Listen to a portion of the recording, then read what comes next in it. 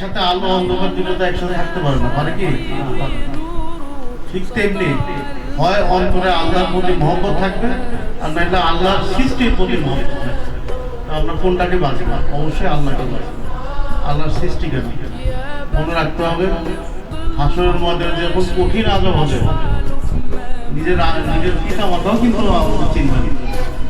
আমার প্রিয় নবী হযরত আমরা সবাই আছি নবীর উম্মত। হাসরের ময়দানে একমাত্র সামনে কাছে সামনে ঈদে মিলাদ নবী আসতেছে, জুলুস হবে। আমি বলবো আপনারা সবাইকে ফকির বাড়ি দরবার শরীফের পক্ষ থেকে সবাই নিতে হবে। অবশ্যই আপনারা থাকবেন, জুলুসে অংশগ্রহণ করবেন।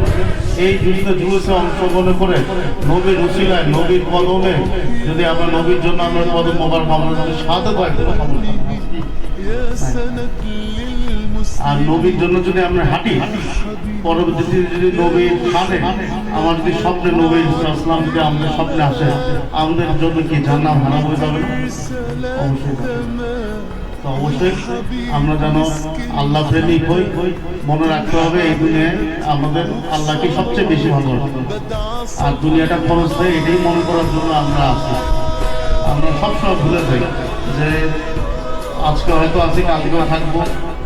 হ্যাঁ, কিন্তু আপনি দেখেন আপনার যে জায়গা সম্পত্তি বলেন, আপনি টাকা পয়সা বলেন, আপনার ধন দৌলত বলেন, কোনো কিছু কিন্তু আপনি ভোগ করে দিতে পারবেন না। আপনি আপনার ওয়ারিশকে দিয়ে যাবেন, আপনার ওয়ারিশ তার ওয়ারিশকে দিয়ে যাবেন, তার ওয়ারিশ হয়তো বেঁচে অন্য কারো ওয়ারিশে মাসে দিয়ে যাবে। কিছু কিন্তু আমরা থাকবো না, কবরে গেলে লাশ, লাশের আগে লাশ পৌঁছে না। তাহলে মৃত্যুকে সবসময় আমরা মৃত্যুকে যেন সবসময় স্মরণ করি, এবং সেই স্মরণ করে আমরা যদি সারাক্ষণ আল্লাহর জবানের জিকির করি, ইনশাল্লাহ আমাদের জন্য জান্নাত হারাম হয়ে যাবে। আর মনে রাখতে হবে আমাদের আল্লাহর হক আর একটা বান্দার হক, হাক্কুল ইবাদ আর একটা হাক্কুল, দুইটাই আমাদের ধরে রাখতে হবে। একটা হলো আল্লাহ হক, একটা হলো বান্দা হক। আল্লাহর হকটা কি? এই যে আমরা নামাজ পড়তেছি, মিলাদ করতেছি, রোজা রাখতেছি, হজ করতেছি, যাকাত দিতেছি, এইটা আল্লাহর হক। কিন্তু আরেকটা হলো বান্দার হক।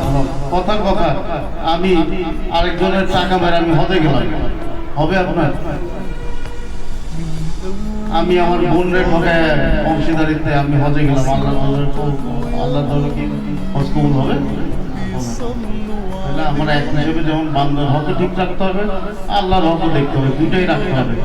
হ্যাঁ, কেউ যদি শুধু বলে যে আমি নামাজ পড়ে, এক লোক এরকম হয়েছে যে প্রচুর ইবাদত বন্দেগী করছে, প্রচুর পরহেজগার, কিন্তু দিন শেষ হওয়ার কবরে তার আমল নামা দেখতেছে যে তার আমল নামা খাতা শুরু, সে তার ব্যবসা করতো, ব্যবসায় তার কাস্টমারের সাথে প্রতারণা করছে, সে হয়তো বা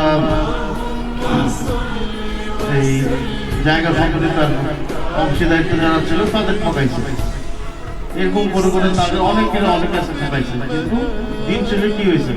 দিন শেষে তার আমল নামায় কিন্তু শূন্য। তাহলে আমার দুইটাই ইনশাল্লাহ আমরা যেন দুইটাই ধরে রাখি। আমার মেসেজ এইটাই থাকবে যে আমরা যেন সৃষ্টিকে না ভালোবাসি, আমরা আল্লাহকে ভালোবাসি, আল্লাহর সৃষ্টিকে না ভালোবাসি। এবং পাশাপাশি আমাদের দুইটা জিনিস কখনো ভোলা যাবে না, এক হলো আল্লাহর জিকির, দ্বিতীয় হলো রাসূলের কাছে। এই দুইটাকে আমাদের ধরে রাখতে হবে, মনে রাখতে হবে।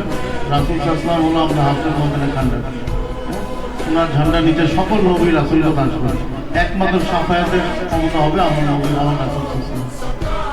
তো রাসূলকে সম্মান করতে হবে, তার শানে তার কোনো বেয়াদবি আমরা যেন মুস্তাকে আমরা না করি। ঠিক আছে, আমরা এখন